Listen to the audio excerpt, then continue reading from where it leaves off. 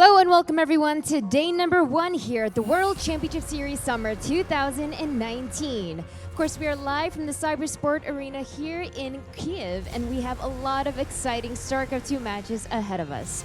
80 players have gathered from all around the world as they all fight for that WCS title, and the action has already begun as we've been fighting our way through Group Stage 1 ahead of our Group Stage 2 matches here on the main broadcast. The biggest storyline that everyone will be looking forward to is seeing if souL can continue his juggernaut run and witness a 6th WCS title under his belt, or if we'll finally see someone take that from him. We can witness all of that and more over the next 3 days. This is the World Championship Series.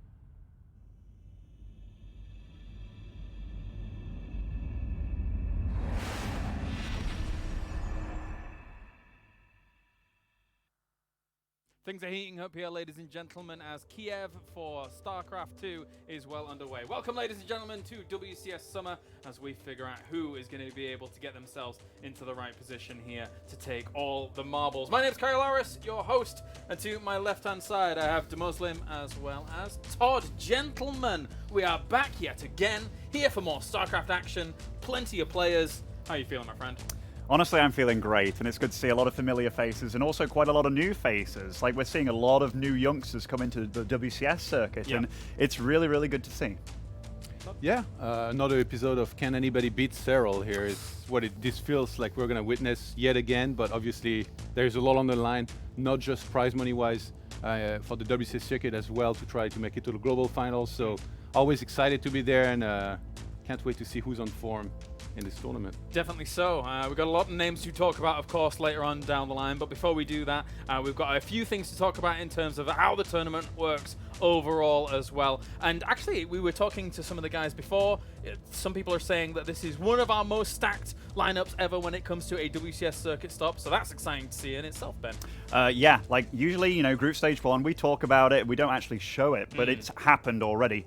Often it's like 1 or 2 really good players, then, you know, a bit of a easy 3rd and 4th position. But here, it's not been that case at all. There's been a lot of really strong competitors. Stefano went into his group as Seed 3. Yeah. And in fact, he's turned up without his equipment. Like, that's lost somewhere on an airplane.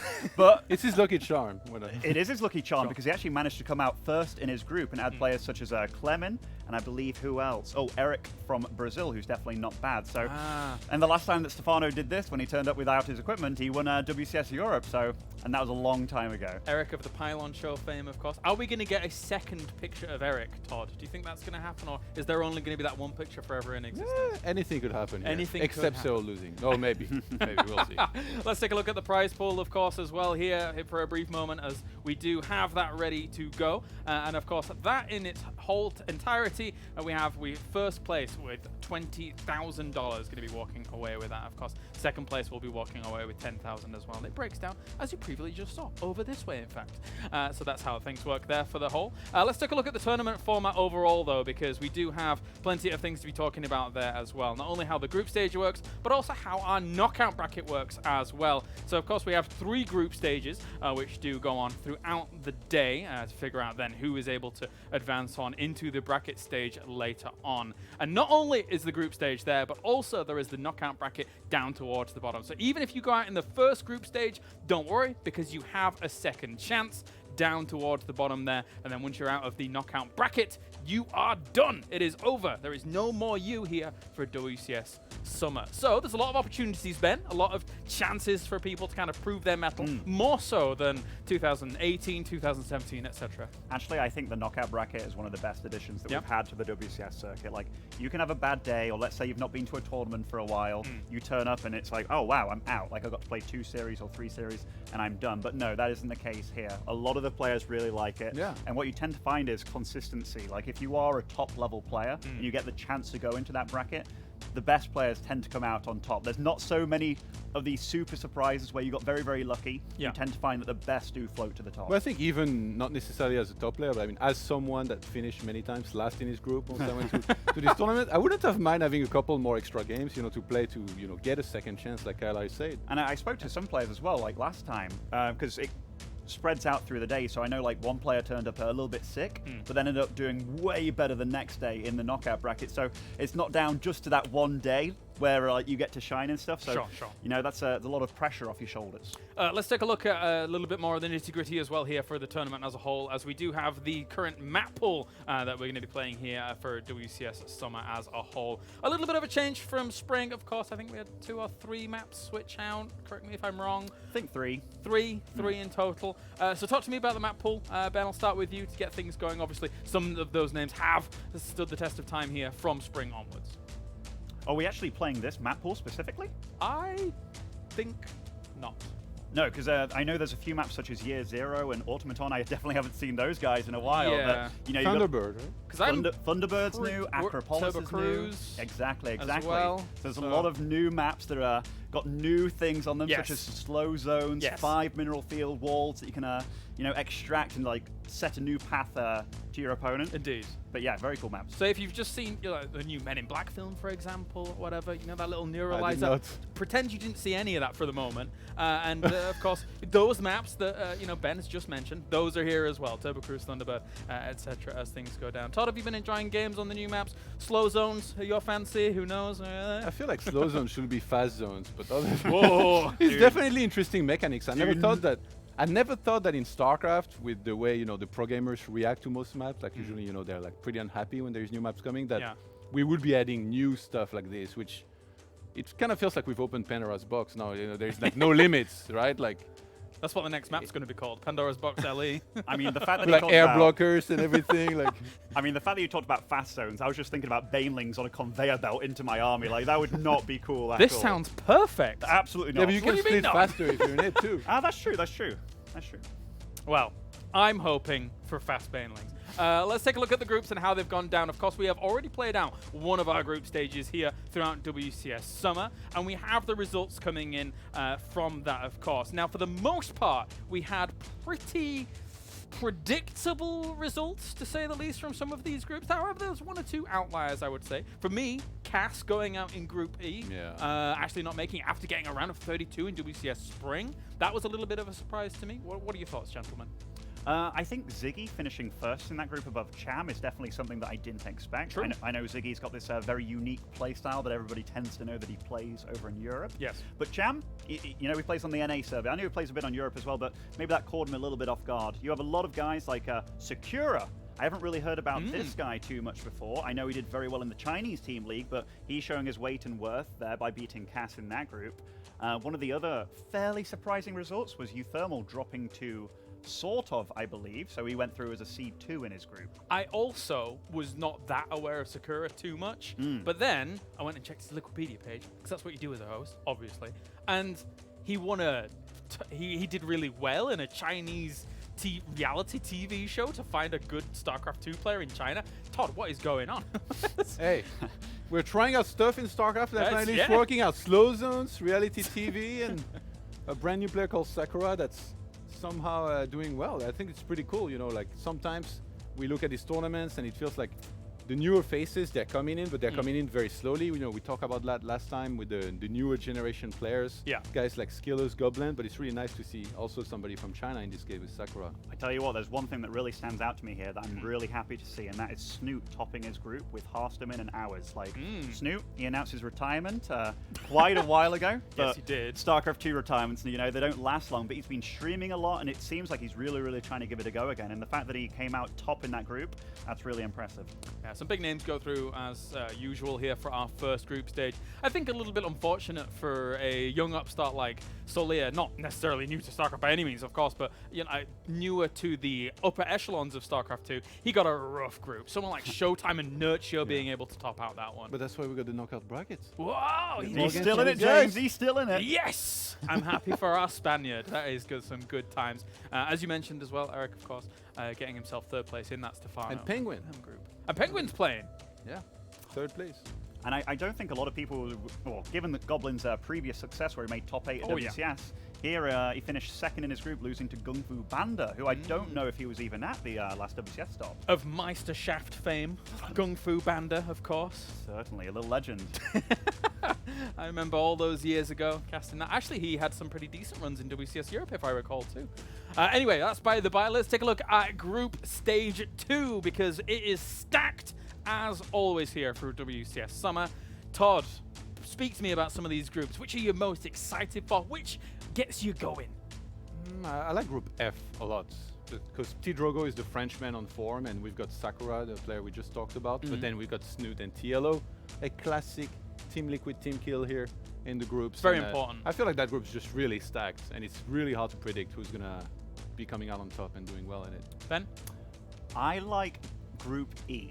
I think with Showtime being like the consistent legend kind of thing, you've got Stefano, the former greatest foreigner of all time. You've got Goblin, the newcomer. I think you've got a lot of mix and matches there. And Shadown also, he's like a crazy lad when it comes to playing Protoss. So I think that's a very interesting group. But yeah, group stage H as well. Gung Fu Banda, Marine Lord Cham. You got one really good player of each race there. And Bratok, I mean, he's an old veteran, man. Like, he goes back way, way, way. Yeah, definitely. I think he's the oldest player in this tournament. I think he is. At 32 years old or so. I think actually from WCS Spring, Bratok and Cass were two of the names that surprised us in their kind of ability at this kind of time in StarCraft 2 history. You guys had mentioned that they took a trip to Korea. They were kind of doing some practice over there as well, which is exciting in itself. That was the most random thing as well. Yeah. It's like people are going to Korea, right, every now and then, but then you see a Twitter selfie of Cass and Bratok. They're like, hey, boys, we're in Korea. It's like, what, you guys are going? Like, we didn't know you were still like giving it the best go. But then they came back, and I remember seeing Cass on the ladder. There was a new account name called MMR Police that was like 6.5, 6.6K. And it was Cass. He was stealing MMR from everybody. Like, but yeah, he definitely got a lot He better. was handing out tickets, and you had to pay this one. You couldn't get out of it. That's right, the MMR Police are here. That's I like that name. That's really good. The only one that does trump it probably for me was that Barcode Butcher, the story that Artosis told a little bit ago on Pylon Show. But it's an old thing by now at this point.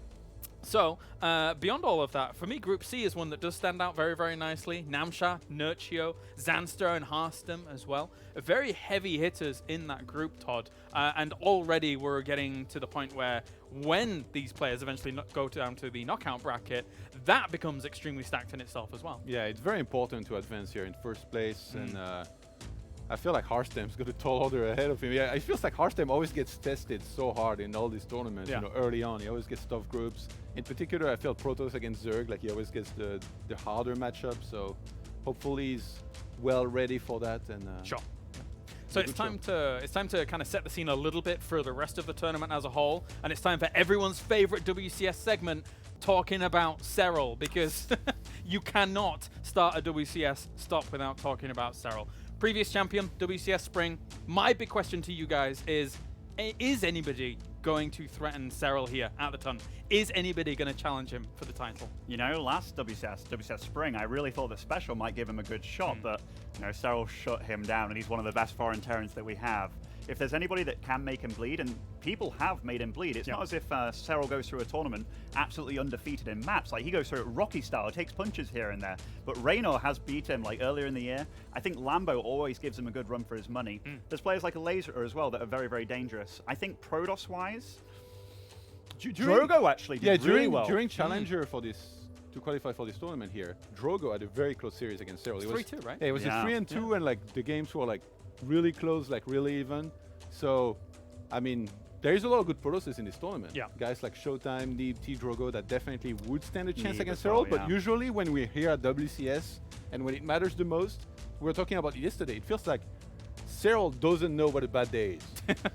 Okay. Like when I played pro, I feel like I only ever had bad days in tournament. But souL is like, no. Like, who knows? Maybe he's having bad days, but he's still playing so damn well that he's winning every single time. Like, it's crazy. Like, how do you never, get sick, feel a little bit bad, play a little bit worse than usual? It doesn't happen to him. Well, he was sick at WSG, but he still finished second, to Innovation. I was like, 3-4 final or something. So when he's sick, he's still damn good. For me, it feels like the Terrans in the finals are something that kind of give him a little bit of a road bump or a hurdle to try and get over. Of course, there was the Innovation one.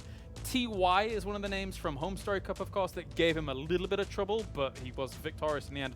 I know it's difficult to say just play like TY, similar to just play like Maru, but is there anything that Terrans could take away from the way TY was able to take some of the maps from him at Home Story Cup, or what do you think?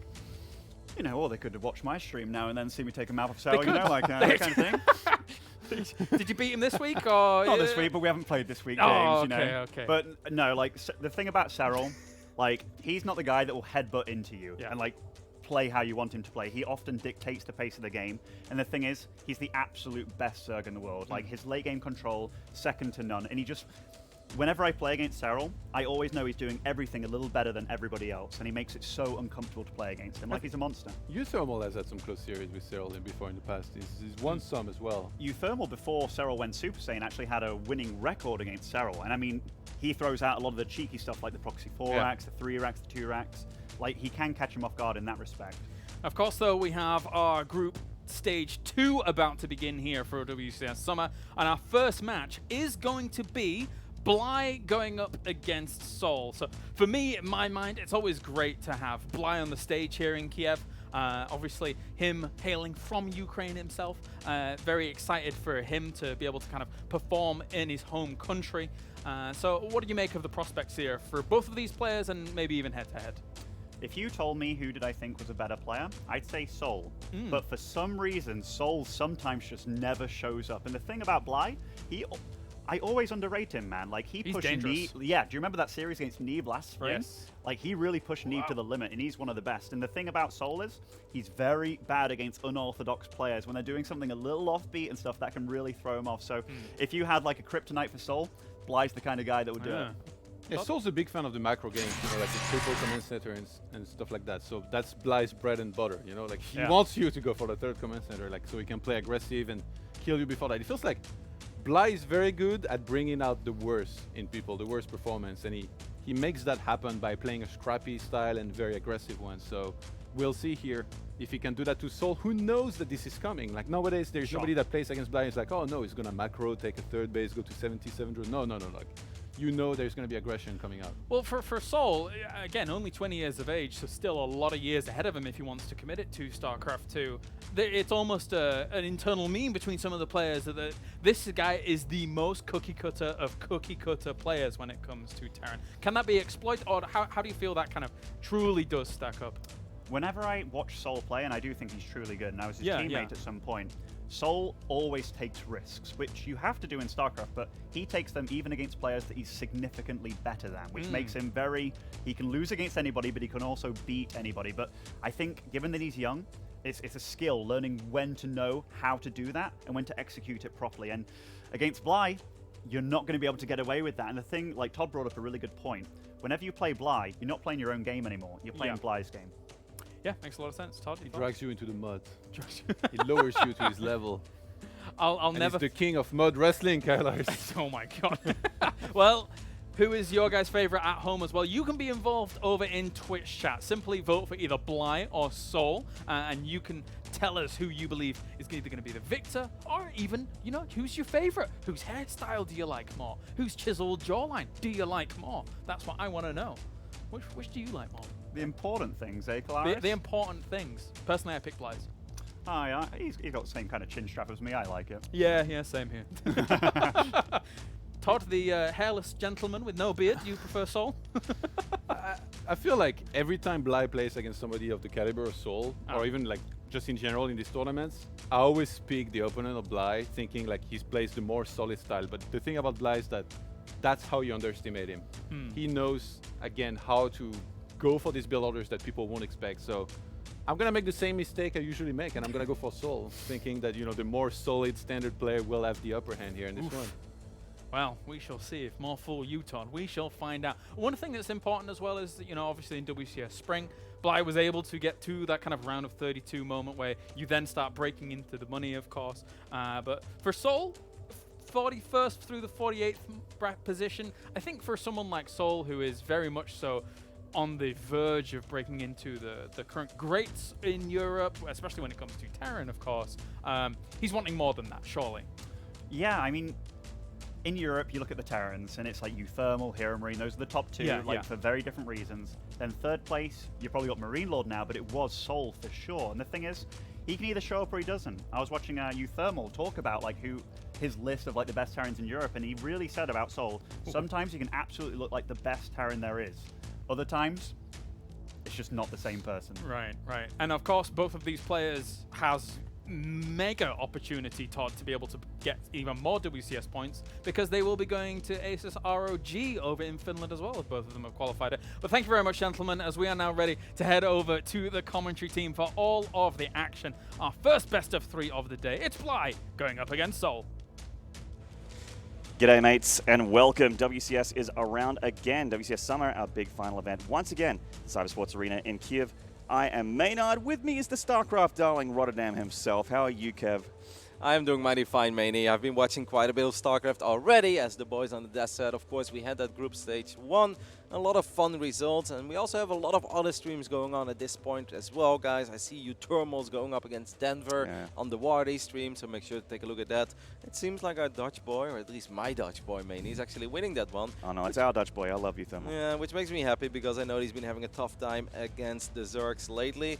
Somebody else that in general has a tough time at these events is souL. It really reached a point where it's just he's like, I don't get it. Like, why am I playing so much worse at tournaments than I am doing at home? So he's had a couple conversations here and there. He's been asking around for advice, and let's see if he can bring his A game today because he's going to need it, man. If he wants to take out Bly here in Ukraine, you better bring your A game. We're starting off with a very high level game here. We're in the group stage 2. Group stage 1 has been running on the community streams all morning, and we are in game 1. Ladies and gentlemen, the bottom right here of Kings Cove, the Polish Terran from Team Makers. This is souL. Can I get a spin from the observer? I don't know. I don't think so. Not listening. No. Indy is like, Maynard, do you think I'm spinning? Do I look like Mapu to you? Does he get enough money per hour for this kind of introduction? I don't think he does. Oh, hang on. He's on the spinny buttons. In the top left, here from Wendigo Gaming, the hometown favorite, it is Ukraine's Bly. Of course, we've got a lot of Ukrainian players in this event once again. Unfortunately for Kaz, he dropped out in the very first group stage, but he does still have that knockout bracket to fall back on. But there's a lot of other guys, maybe some players that are not that well known, like the Lisandro or a Ghost Hell or something. But there really are a lot of fun Ukrainian good players here. I think Giros is one of the youngest players in this tournament. He's only 16 years old. Bly, of course, is a veteran, guys. And if you talk about online StarCraft, Maynard, these two, they play a lot of tournaments, and this obviously means that they've run into each other a couple of times, didn't they? They did. We're actually just checking out their stats, and it was insane. Like we had to do a double check just to make sure it was right, but they were 102 and 101 in maps. That's with ridiculous. Bly just having like one more map extra. Yeah, really close in series as well as you'd kind of expect, but the guys really nailed it on the desk. These two are like a clash of styles, where Bly is generally the aggressive, weird guy that's hard to predict, whereas souL is generally a pretty stock standard Terran player that likes to do very meta builds and let his mechanics and his game plan go for him. And we're actually showing off here some brand new technology for WCS Summer. The Toby eye tracker kicking on in, and we're seeing exactly what souL is checking out. You guys might remember this actually from WESG, from souL versus Innovation Grand Final. We spotted those proxies not once but twice, Maynard. Yeah, I never forgot. I saw the circle go over the proxies twice. Definitely saw them. Did he see it? Like, yeah, I absolutely saw it. It's actually kind of cool to see a little bit of early game here from souL's perspective. Yeah. Obviously, you want to make sure that nothing weird is happening. He's keeping a very close eye on the mirror. He's like, oh my god, it's blue, it's Bly. But never mind, it's an Overlord this time. Obviously, guys, you want to make damn sure here as a Terran player that you don't miss 6 Zerglings running into your natural, which is something that Bly would be capable of doing, but he's not doing it so far this game. Yeah, you'll notice with the eye tracker that especially in the early game, a lot of the pros will be looking at the minimap very, very often. Like I've already mentioned, you got to see if there's something running past, early couple Zerglings or something like that. souL hasn't actually scouted just yet. And then later in the game, they really like to look at their resources a bit more. So you'll see that eye dart up into the top right of the map to see, what's my supply like, what's my money like, what can I afford, when do I need to drop more production. Seeing a pretty greedy opening here from souL, third base, nice and fast up there in the main base. Bly trying to avoid the Reaper successfully so far. The link timing here doesn't make any sense, but because it doesn't make any sense, it actually makes so much sense. That's how it works. Yeah, StarCraft 2 is a really funny game, guys. Now, obviously, there is a Marine here, so souL should be able to buy a little bit of time. And this command center is already done. I'm not exactly sure splitting what up the Bly lanes. is hoping here for. Yeah. Maybe like an SCV or two. But I think if you get no SCVs here, I'm not sure if this is ever worth it. And souL's actually dropping the door on purpose here, so the Lings are in. And this is deliberate from souL. He wants to come in, the Lings to come in and deal with his units to try and avoid SCV damage. But he is still taking a bit of SCV damage here, so didn't actually work out for him very well. Those Hellions just popping out now. Yeah, I think he was a bit distracted, probably controlling his Reaper on the other side of the map. souL, wake up, my friend. I mean, you've been losing a little too much here. And Maynard, something that we didn't even mention, but it's normally a pretty big deal, is that Bly just completely scouted the opening of souL. He had Lings inside of the main base. He saw the command center being built. That's pretty massive. Yeah, so Bly with a very strong start here. The Reaper coming up and actually just attacking this third hatchery. It's darted into the main base, got a bit of a scout. They're sort of just chilling. And souL doesn't seem to be caring too much about that Reaper. It's joining up with that Hellion, well, the couple Hellions from earlier, so a pretty deadly force, but there's no drones for them, so they're just kind of just here, not really achieving a whole lot. There are 14 Zerglings on the production tab. They are ready to spawn. They could potentially set up a surround for these Hellions, or they could just ignore them and try to do the same thing one more time, because souL didn't really respect the initial 4 Zerglings. So Bly's like, well, let's see what happens if I send 14. See if you send your Hellions home for those. Yeah, I think Bly's just going to avoid the Hellions completely and just attack into a natural. Depends on how many Hellions are here in the natural for souL. It seems like he's got a good read on what Bly might try and do here. That's a pretty good defensive force for a Ling run by from souL. And he is going to go into bio here with Stim on the way on that barracks. Extra couple barracks is going down for that 3 barracks, 1 factory, 1 starport production. Yeah, I think that Bly actually he's got to be pretty pleased with this game so far, right? Even though he's got a couple of Overlords on the way, maybe a few too many for the perfect smooth macro option, but I think that Bly has a better read on this game so far than souL has, even though those Hellions are still at home. So maybe he's worried about something, but I don't really like games like this. We're going to take another look at the Tobii eye tracker one more time. What is souL looking at this phase in the game? And just separating his gases, going all over the place. But he's going to send those 2 Hellions back. This is the first time that he's going to send all Hellions out. And this is when those Zerglings will most likely show up. He's going to see There it, they are. yeah, but a little bit too late. And that is a very, very unfortunate mistake by souL, and very fortunate for Bly. Yeah, and he gets into the main again here. So we're going to pick up a few units. The SCV pool obviously does make this a little bit easier, but the main thing here is that not only the Lings getting damaged, they're going for a scout, and they're keeping the Hellions at home. These Hellions getting pulled way back off the map. No pressure on the Zerg whatsoever. Bly is free and clear. The top left of the map has barely been touched. Yeah, it wasn't as bad as I thought it was going to be. Only 3 SCVs. I was worried that he was going to lose 8 to 10 and maybe a little bit more mining time.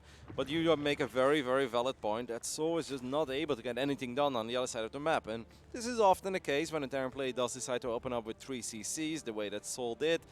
But Maynard, I'm going to channel my best Ukrainian here. But still, it would be nice to get something done eventually. Get a few drones, deny the creep a little bit. So far, it really feels that Bly is having all the freedom in the world. And souL's like, well, I just don't want to die, and if I don't die, maybe eventually I got a very strong army. But I'm missing a real game plan, right? A plan to win so far coming out of souL. That's generally how souL is he has a build order that he wants to sort of follow to the letter, and if this gets upset, that's when he usually starts to fall to pieces. But he's very, very, very good mechanically, one of the highest level Terrans. I think he hit 7K at one point, it was a while back, but that's a good indication of how consistent he can be. Bly actually delaying Carapace by quite a bit there. He must have just been on 1 Evo for a while, because it seems like a very long delay on that Carapace. Some baneling's been made from fire, and I mean, souL does have a couple depots in the wall in, so you can potentially bust this down, but it is a little bit tough with that few banelings. The E-base are potentially a very, very juicy target down the line. Obviously, this is not going to be enough. We'll see what souL gets done here with his Marines. Maybe a cancel on the Fort base would be nice. At least he scouts it with the SCV, so now he also knows that the Hellions are here. Yeah, this is a good scout here from souL. Bly went up the ramp with those banelings and went, oh, there's actually a little bit too much Terran infrastructure to bust through here. So souL actually deflects, and he's got those Marines at the front line. That's definitely enough Zerg units to take care of this, though. Bly has got a lot of money and a lot of gas in the bank. I'm not really feeling it. You know what I'd really love to see here from Bly? Another hatchery. Or so a many Spire or something. Yep. I mean, anything, right, to get that money really going. He's got a couple of additional Overlords on the way, but Bly double expand, so in case he would ever lose his fort, he will still have that 5th, right? That's something that so many Zerg players do.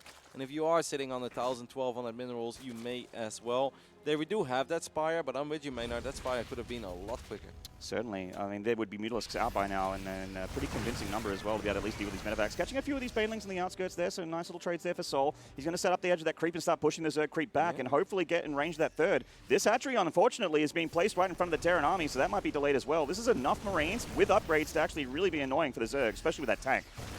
I like the positioning here by souL. There are quite a few banelings, but there are no banelings flanking. A couple of Marines getting picked up, maybe sent towards the main base as well. Bly is still very, very consistent with his counterattacks though, and he once again gets on top of these SCVs and he's going to be able to grab a few here, but the Marines seem to be winning this fight here with a little bit of medevac support. souL in the main base can maybe get some real sick damage done. This is actually really nice from souL. He's also tank pushing the third at the moment while also dropping the main, so damage happening in two places at once, and Bly, he's actually got all these units attacking here. They're not defending at all, so he's taking a lot of damage back at home. He does have some units back, but I don't know if it's enough. Well, they always say that you should never base trade a Terran, Maynard. I mean, that tank on the high ground is obviously never going to go down against these links. The Marines should be able to win the fight, even though that tank is doing some friendly fire. But how much damage is souL doing on the other side of the map? And since Bly is already floating money, I'm afraid that he's only going to float more, because these kind of things, all the queens are helping out. They're not injecting right now, Maynard. No. And these tanks are in range of that hatchery. That hatchery's going to go down, I think, Roddy. There is just, I mean, he can transfuse the hatchery and delay it, but it's the inevitable, right? So it just goes down. And Bly, with all these lings, really wants to get on top of these tanks. There's so many Marines covering here for souL. Oh, this might just be enough lings. No, Bly is rethinking it. He's just not confident enough to dig the Terran out of this position. I can also understand that you're kind of hesitant in taking a game-deciding fight when you've got 2,000 minerals in the bank and like 1,200 gas. He does just make 9 middlers right now, so he finally spent a little bit of that bank, but because once again, all the queens are forced to help out in defending, he's not injecting anymore, and Bly's macro is just not on point this game. souL, even though he had to deal with counterattacks, and he was like obviously multitasking quite a bit, and he was focusing on multiple sides of the map, souL was on top of spending his money, where Bly simply was not. And souL has quite a bit of a gas bank, but you can see he's actually like pulled workers out of gas there at the third base, and it's very common for Terran at this point in the game when you're going for just bio tank to have that many that much of a gas bank. But look at that, just souL picking off some banelings up, Bly realizing it. He's also bleeding off some banelings, not really sending all of his units into attack, so a little bit of like not hold position, no move command there from the Zerg. And souL's just going to pull back, happy with the damage that he's done, and he's certainly got himself a wonderful position here. Yeah, this was definitely good enough. Muta's going to try to chase down these medevacs, but souL is on top of that as well. With the lings, he can do it. Yeah, with a couple of lings and banes. Let's see what the tanks are going to fire at, because if the tanks get a decent shot off in the middle of that baneling pack, that could actually still be quite naughty. But look how hard it is for Bly to clean this up. So I feel like this should have happened like 2 minutes ago. He should have just A-clicked with all those lings and banes if he would have spent his money. Now the tank's on siege, so in the end, the medevac with the 2 tanks does go down. 8 Marines may be able to get out of here, but guys, this is not the real army anymore of souL. The only thing though, Maynard, that Bly has going for himself is that if he buys a little bit more time, he can finally spend that bank that he's been building up for the majority of this game, and he will have perhaps a few more units than souL is expecting him to have. I'm just really worried for Bly. Without that fourth base for such a long time, the third also being killed, his gas income's really been lacking, and he doesn't have tier 3 on the way here. He's a tier 2 Zerg with a lot of money in the bank and not much gas in the bank. And when you're tier 2 Zerg, it feels like you want to have like a lot more army supply. Your upgrades want to be a little bit better. You want to be doing damage with your Mutalisks rather than picking off medevacs on your side of the map. And his drone count also felt a little bit low. That's being dealt with now, but he's been in the 60s for a while as well. Yeah, often we see Zerg players being at the 80s, right? Like when I watch Lambo play a style similar to this, it's always 82. It's just like Ling Bane, and obviously Lambo will maybe go high a little bit quicker. We do see that infestation pit going down right now, so the Ukrainian Zerg does have a plan. But he's going to have to survive potentially a very scary army of souL in the near future. Drilling claws as well. Nice on Burrow macro here. This is my favorite upgrade, Maynard.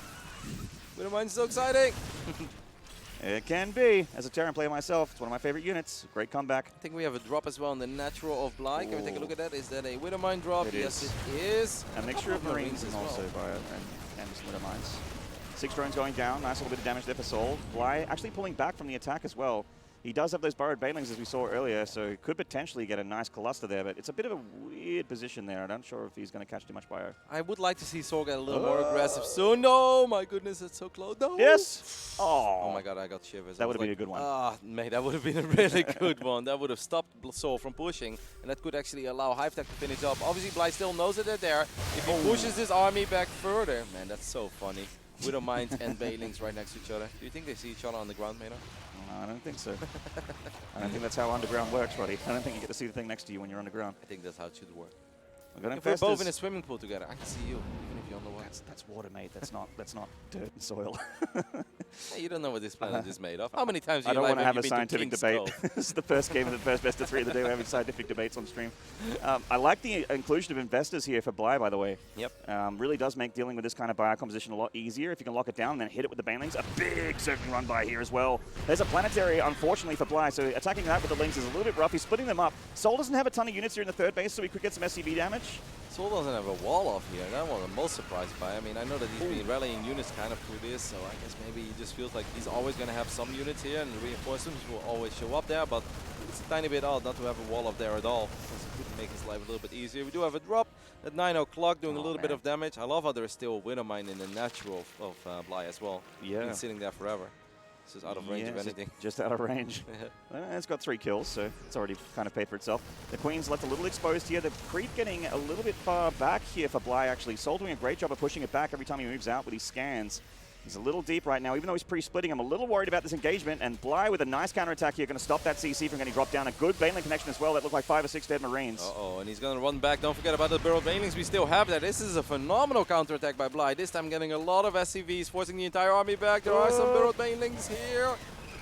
souL just avoids them. Geez, souL is really threading the needle here on these burrowed Banelings. And the Mutila's catching a Thor exposed, but they eat some Widow Mines to the face there, and it's mainly damage. A lot of them are still alive, so they will regenerate. These Lings getting so much damage, 23 plus dead SCVs. Why does he not have a wall off here? Why is he killing these Lings? I know that he's rallying all of his units past this, so this is kind of like his point, and now at least he knows there is burrow if he didn't know that before. So hopefully that will alert souL of the fact that he's going to be very, very careful about these burrowed Banelings. Man, I really think that Bly did an awesome job in dragging this game out, because at one point things looked very, very dire and dicey for him. But these counterattacks non-stop throughout the game, and hey, eventually he really got some good value out of them. And now you look at the production tab, Maynard. 4 Ultras and 3 upgrades are on the way. If you would have told me this 5 minutes ago, I wouldn't have believed you. I'm like, I don't think he's going to make it that far. Well, he certainly earned himself a pretty good spot here in this game. Bly with some great counterattacks, great damage. And with the Ultras hitting the field, it is going to be a little bit rough for souL. But, you know, he has already been producing Marauders and Liberators as well for quite a bit. Specifically the Liberators. He's got a good number of Marauders in his army. So the Ultra Lingbane unit comp is like, it's doable for souL. So it's not over on either side of the map just yet. souL still doing a slightly better job in spending the money than Bly is, but hey, Bly is getting the great Aspire. He's got that Ultra list Cavern out, so he's building those expensive Ultras. Could potentially get a few more Infestors as well, but I think we still have 3 of them. This army did move forward though, and that's a pretty scary force, but I think on creep, you got to be very, very careful here if you're souL. Even with those Liberators, on creep, Maynard.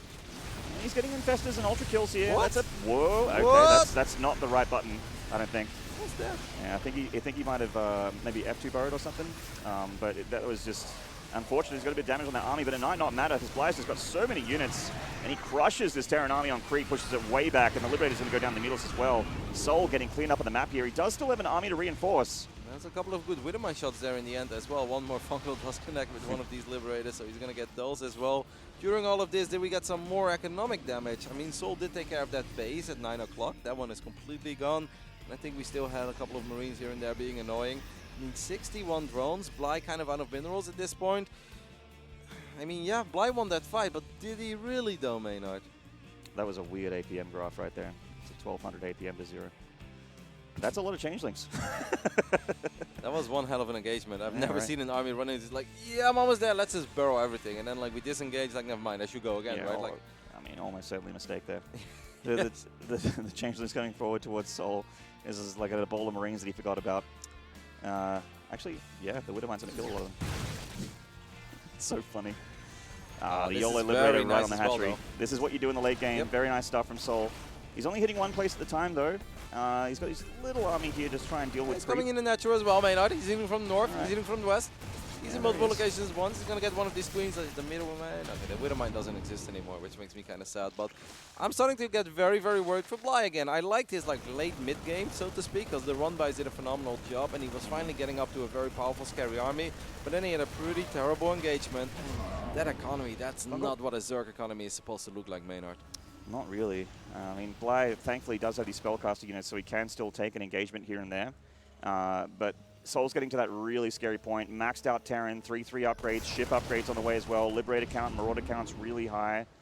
I mean, the only thing that's missing here for souL is a Ghost Academy to be able to get some of those, you know, those tier 3 Terran units out, get his own spellcasters out in the field.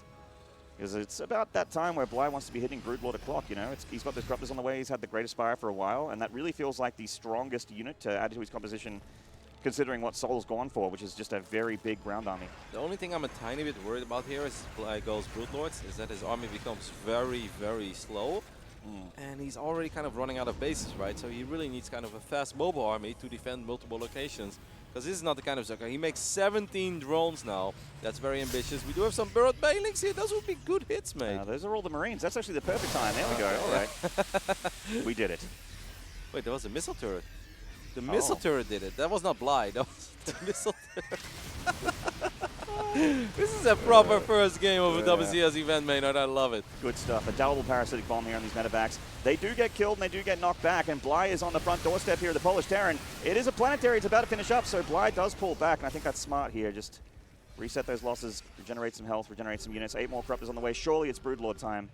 He just doesn't have that many minerals still. Harassing somewhere? Yes, on the left side. Once again, souL did a really good job in being annoying about this base. This base never really gave any return of investment to Bly, and it definitely costed him quite a bit. At the same time, we do have a Widowmine drop once again, and especially with the Marines here in the mix as well. This is very nice. I love it, because you're creating 2 problems with 1 drop, right? It's not just the Marines here that you have to worry about. You also have to worry about bringing in Overseer. He gets all of the drones in his base, so all 17 drones that Bly just made, they're gone again. He's like, well, this time I'll make 24, Maynard. But that still really hurts. Well done by souL.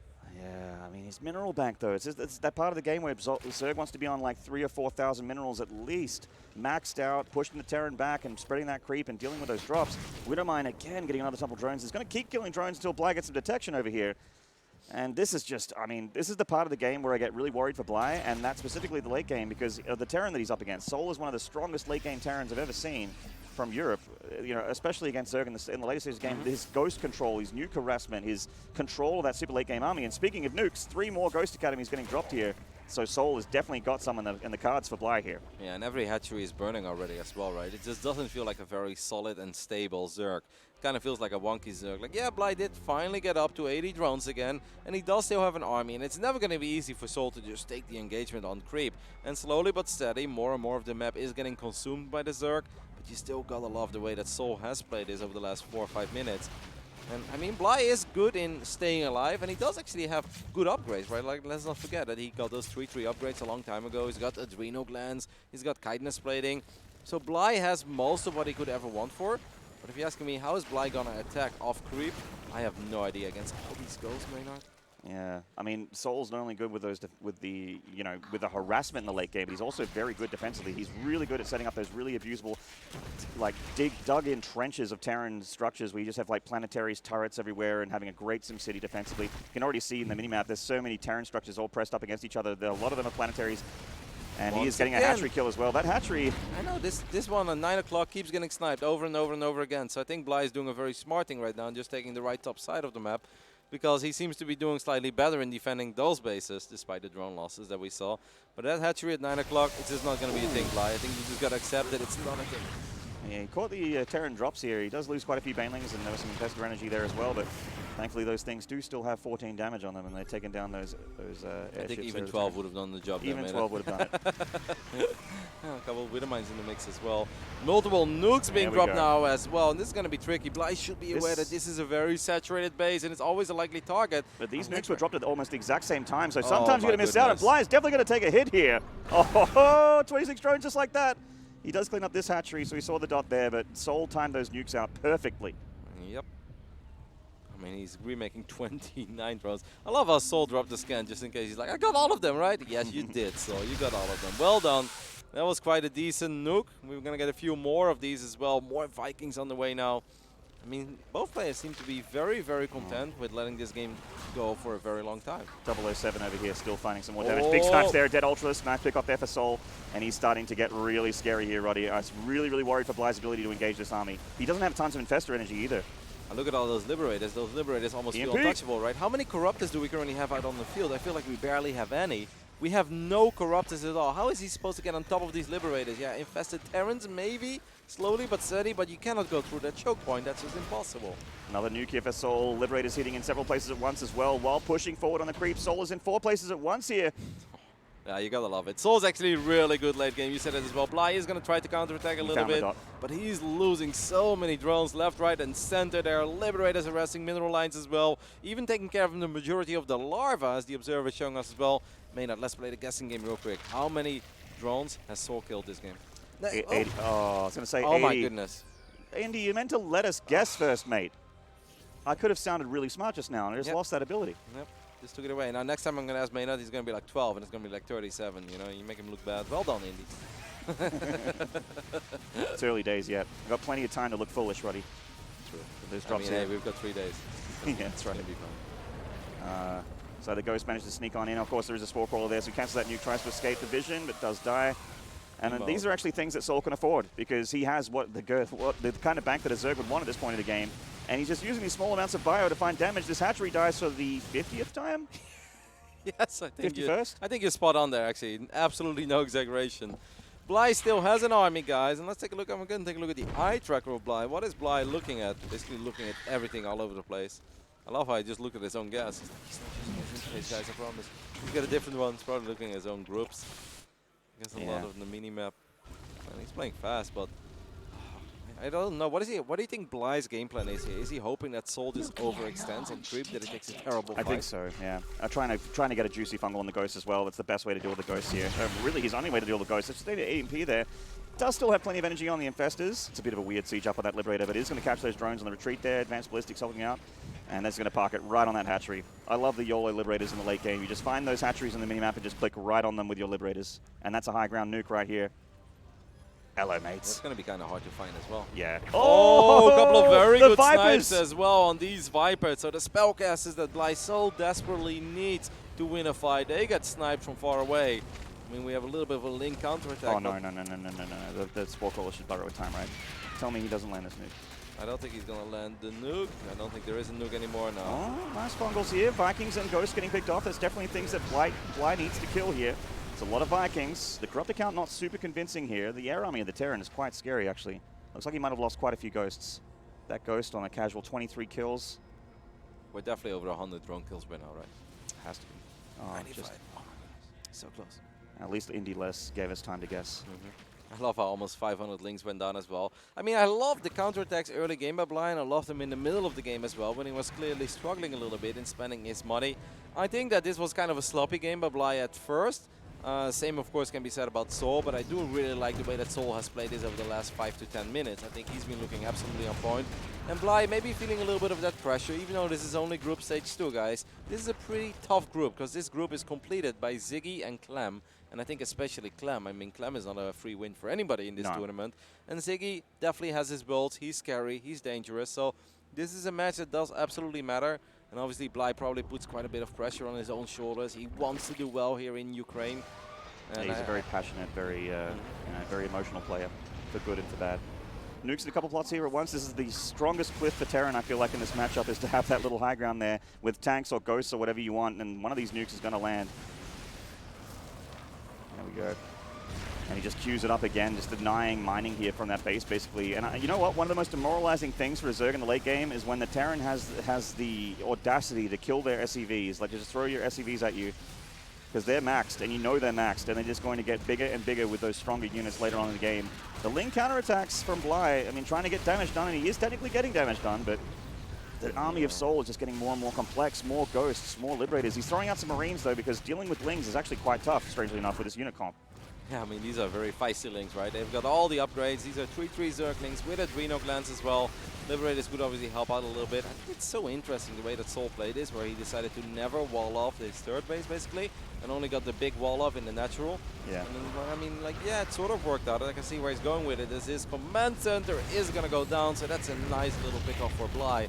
But souL has quite a bit of money in the bank. He did lose quite a bit of his gas income, as we've got another nuke landing in the middle of all of these drones.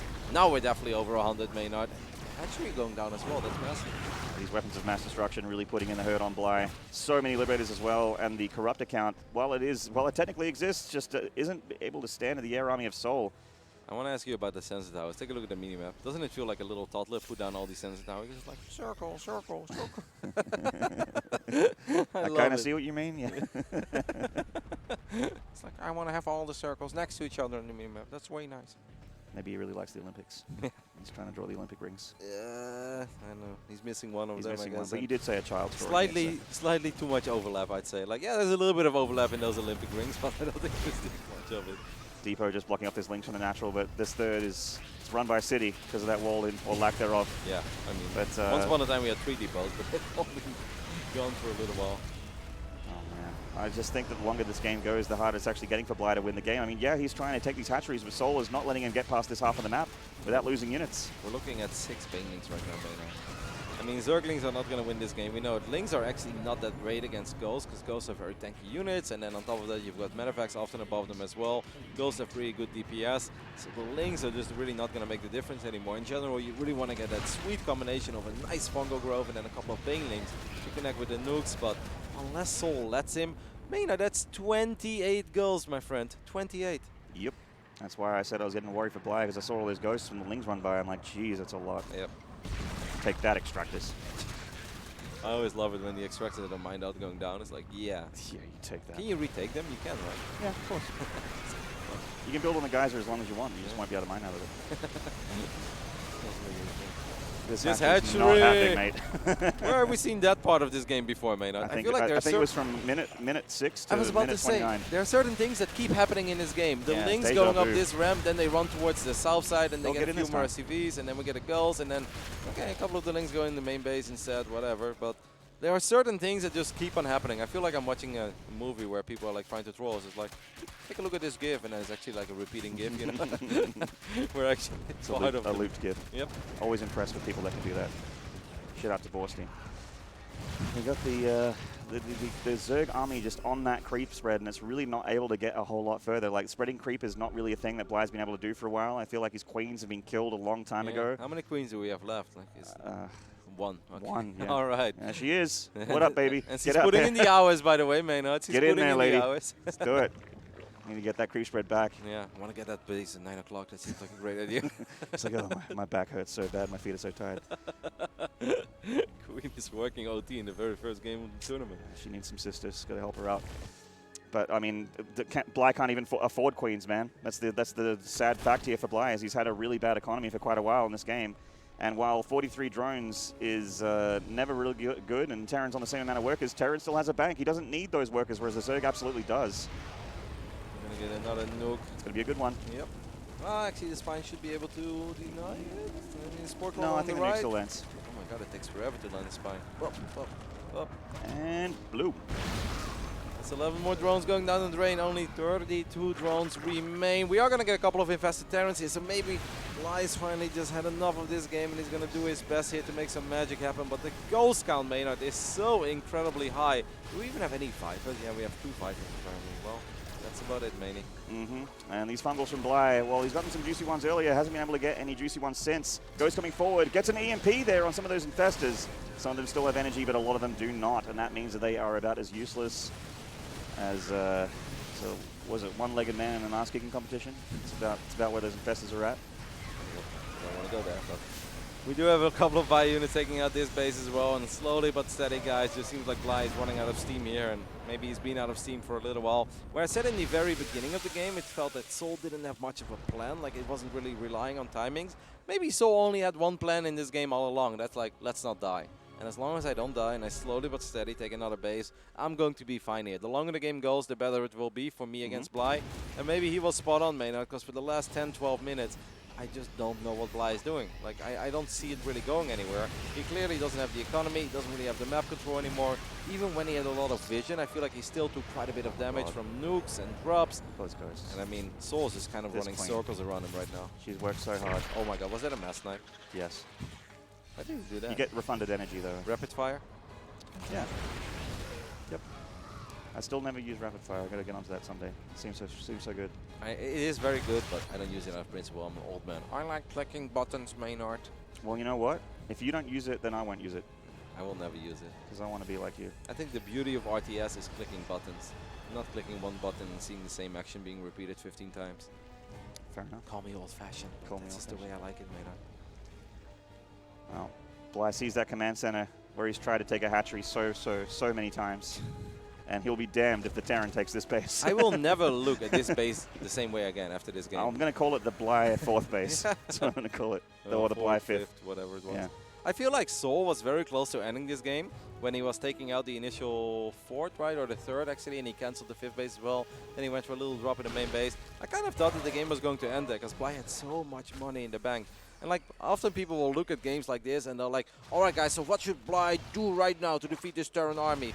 Well, I mean, it becomes very complicated at this point, guys, because Bly has been losing for the last 12 to 15 minutes. And unless he lands that miraculous Fungo and lands a couple of Baneling connections, it's just not going to happen. But let's not focus too much on what's happening here right now on our screen. Let's go back to that phase in the game where ZvT is supposed to dominate and really do some good damage. And he was sitting on like 1700 minerals, 1200 gas, having his Spire just way too late, having that 5th base way too late. Bly just kind of messed up in the macro department this game, and that is what allowed souL to take control of this game in the first place. I absolutely agree with you there. And I like that he's just breaking off clusters of Marauders and Marines from earlier to just pick off hatcheries. And he's been doing it all game long. There's got to be like a dozen dead hatcheries in this game. Indeed. Indy? 13. Yeah, actually, I was more off by than a one. dozen. There you go. Off by 1. Well done, mate. I wasn't kidding. I'm a serious guy. Serious business. Starcraft is a very serious game as well, Maynard. That's right. There is that command center on the left side that's being attacked. I don't really know what souL is waiting for. I'd love to see souL get a tiny bit more aggressive in the middle of the map. Maybe use some of these Liberators to go forward and really start taking control of it. To do it, I mean, like Marauders and Marines are never going to win the game, but those 22 goals, they absolutely will. souL can make a few more if he wants to, because he's sitting on 7.5k minerals. But maybe he's also looking and he's like, you know what? In the past, souL has struggled in tournaments, so maybe he feels like I'm just going to enjoy every single minute of my stage time right here, right now. And I'm going to make sure that I feel as close to home as possible. And hey, he's definitely getting max value out of this game, Maynard. Double nuke, baby. Boom. Boom. Another one? Actually kill that hatchery. Yeah, I'm pretty sure that was 2. You can actually kill the hatchery with the ghosts there. Maybe he dropped them on the exact same time. That's possible as well. Maybe. Rapid fire. Once again. Don't even get the same satisfaction out of your nukes with that bottom, Maynard. Never give in. I mean, we've had 006 in this game, 007, we've had Sam Baker, we've had Metal Gears, Solid Snake. All kinds of secret agents getting the job done here for the Terran, doing so much damage to the Zerg. And Bly just, I haven't actually seen a game plan for him. Like, we're kind of like a broken record over here, but I just haven't seen a game plan for him in this game yet. That Spore Crawler Forest doesn't really exist. His army is getting smaller and smaller. His bank's getting smaller and smaller. Feels souL like he's is on a taking deserted island as well, because like the map keeps swallowing up his creep. So he's like, oh no, do I still have like, I'm losing land by the second. You know, this is a very dangerous place for Zerg apparently. But I'm with you guys, I mean, or with you Maynard, and probably with everybody else in the stream as well. Like, Bly, you gotta give us something eventually, buddy. Like, I understand it's a tournament and you want to make the best of it, but I think he just really wants to get one more base up and running. But he has to know that, like, sitting on one base forever, while he knows that souL has taken control of the entire center and bottom of the map. In the minimap, though, I did see that Bly did clear out the command center from the Bly 9 o'clock base. So that's the one thing. That's the one battle he won't lose. He's like, you two got my hatch, I'm going to take out yours. That ghost could potentially pick up the last few drones. Those drones are very important for Bly. Yeah, I mean, the Overseer is almost detected it there. Some snipes going down as well. Bly hasn't dealt with his ghost. That's a massive blunder. Oh, man. Yeah, his economy doesn't exist anymore. 14 drones, less than 100 minerals in the bank, less than 600 mineral income per minute here. It's just not a situation the Zerg needs to be in, and this is getting less and less winnable for the Zerg as time goes forward, and it was already pretty far from winnable. 2 Banelings. How are you going to kill 19 goals with only 2 Banelings? I mean, maybe one thing you can hope for is the best fungos ever, and then maybe Neuroparasite, one of the ghosts, and then EMP, the other ghost. I mean, I know, guys, I know I'm throwing a curveball over here, but hey, you gotta do something. It just seems slowly but steady. Just instead of like, yeah, okay, I'm you know, I still have a fighting chance, that there is no more fighting chance here for Bly. And that's where things become a little bit sad, because we're looking at an almost invincible Terran army. Maybe this is finally it. This is it. We do have some very, very good EMPs on top of all of these infestors. And yeah, Parasitic Bomb will do damage, guys. But these goals should always reign supreme. And keep in mind that every unit killed here for the Zerg is not going to be replenished, whereas for the Terran, it's a different story. Plenty of money in the bank to be able to do all of it. And he's getting snipes on so many Corruptors here. The Vipers, the Infestors even are all dying. There's Bio over here that can't be dealt with because the entire army of Bly is dealing with that high-tech Tier 3 Terran army. So he's losing all these hatcheries back at home. and he didn't actually kill the Terran's army, which is just being replenished right now. A lot of goals did go down there to Bly's defense. I mean, he went from 22 goals to only 7 at this point. But obviously, Bly is losing all of his production facilities. I love how the Vipers are giving the heads up to him more. It's like, hey, you want to do the hive together, man? Like, you know, I believe that Terran is the winning side in this map. So let's just work on that hive together. We've got another nuke as well, guys, on the right top side of this map. And Bly, oh Bly. I love a fighting spirit, but Bly, once again, truly, I think, living up to that European fantasy timing that we know him for. He truly is the European fantasy, isn't he? Yeah, he never says die. Like the ghosts. Wow, that Marauder is hidden behind the hive. It's got 7 kills. Yep. They're probably all structures. That's very funny. Yeah, and I mean, we saw the ghost count get knocked down to 7. It's back up to 17, Roddy. And there is just still a massive army here for the Terran. It's not been on screen yet, but there it is. Here it comes. The Vikings coming up forward. The mass snipes! Boom, boom, boom, boom, boom, boom. So many dead Zerg units. No more Infestus. We still have 3 Vipers, but that is about it. All of these Corruptors will go down, and finally, souL will clinch victory in game number 1. Only the first game of this best of 3, guys, after 39 minutes of, well, magnificent TVZ on King's Cove, mainly. Yeah, and respect to Bly. Like, I'm sure a lot of people are like, oh, why isn't he just GG already? It's as on stage at WCS Summer, mate. You're going to make every single second count. And he was just hoping for a mess up there from souL. Any kind of blunder where he can get a massive fungal. There is there is a situation, there is a scenario where he does actually take a great fight. But souL, too good to throw that game away. Yeah, I like the way that souL played it, even though in the beginning of the game I was a bit confused. But hey, maybe souL's only approach to all of this was, let's not die. My only plan here is let's not die. If I get 4 bases, I'll most likely get 5. And if I get 5 bases, I can make all the Liberators and the Ghosts that I want to. And I think I'm going to be okay. And souL's multitasking, I know this was such a long, dragged-out game that like it didn't maybe feel like it shined that much. But souL does actually have very good multitasking in those crucial phases of the game where, you know, every drone still matters, every SCV still matters. He's really good at getting some Liberator harassed in, maybe a drop in the main base and then pushing with the main army. We didn't see that much of it, but we do know that he has those skills. Yeah, if it goes to the late game, then I actually get worried for whichever Zerg he's up against, even if it was souL in the late game. Yeah. Like, souL's late game is actually incredibly good. So he's TVZ I even mentioned it before the ghost getting made, before the nukes getting made, that he's just so good at that constant nuke harassment part of the late game TVZ, the positional stuff, the slowly just chipping away the Zerg and just bleeding them out slowly over time. That's how souL likes to play. That's his comfort zone right there. And I know that Bly is capable of playing late game, guys, but I don't think that Bly shines. I don't think he excels at the late game. I want to see some of that crazy mid-game aggression from Bly. I'm not talking about like the uninspiring 3-minute 90s all-ins and stuff like that, because Bly is a great player and he can do so much more than the 3, 4, 5-minute all-ins. But I'd love to see some of his multitasking in that mid-game, you know, just like get up to a good drone count and start attacking and never stop. Be relentless. That's when you're Bly. That's when you're all over the place. But a Bly that's sitting back going into Infestors and Broodlords and stuff like that, I'm not really feeling it, especially not against souL. Yeah, definitely not.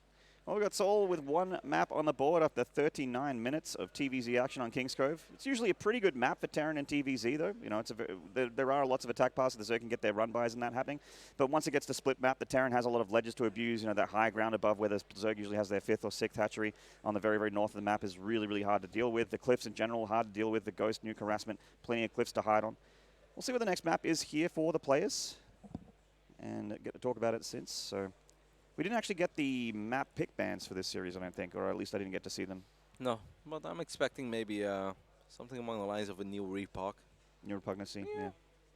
Or Kairos. I think one of the 2. That's my guess.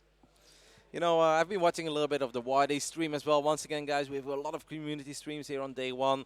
And they're all broadcasting awesome games. And don't forget, this will go on even in Group Stage 3. So, you know, we don't always only show souL, of course, guys. Because on the first day of the tournament, we want to give the limelight to some of the other players in this tournament as well. But hey, if you keep a close eye on these community streams like Wadi or the one of Zombie Grub, there's always a good chance that you see a random souL game in there. Yeah. And right now, I've actually been watching a little bit of Utermo against Denver.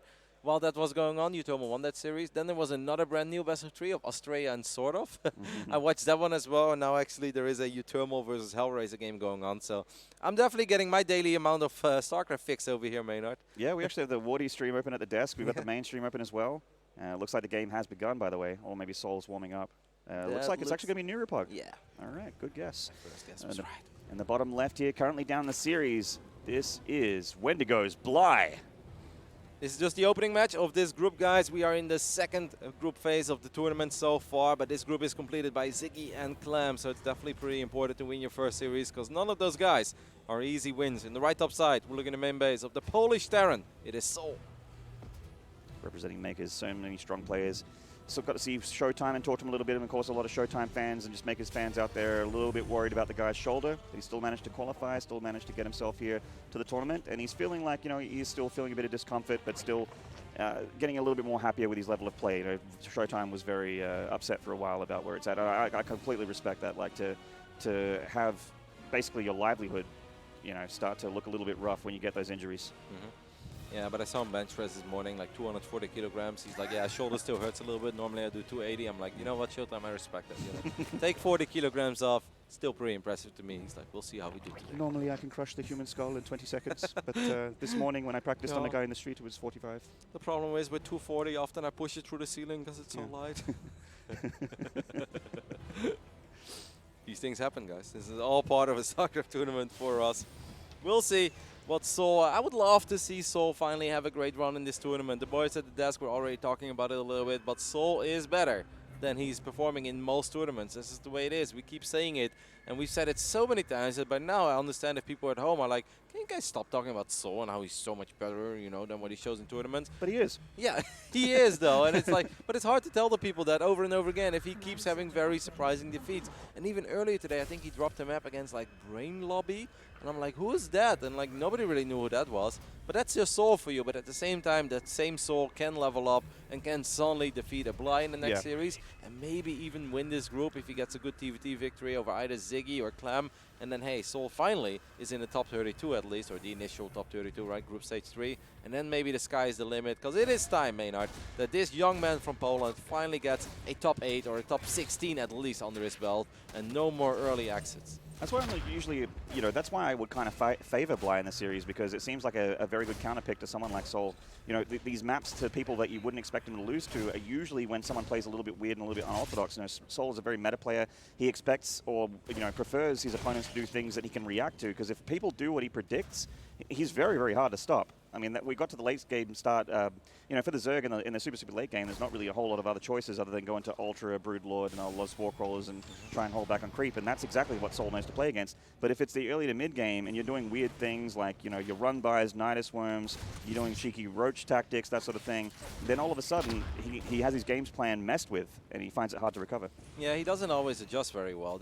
We've had a couple of very funny conversations with souL in the past where I think Ben the Muslim told me this story. I forgot what it was exactly, but it's basically like, hey man, like they're gonna do a proxy gate, so don't go one gate fast expand on the low ground. Just do it on high ground. He's like, really?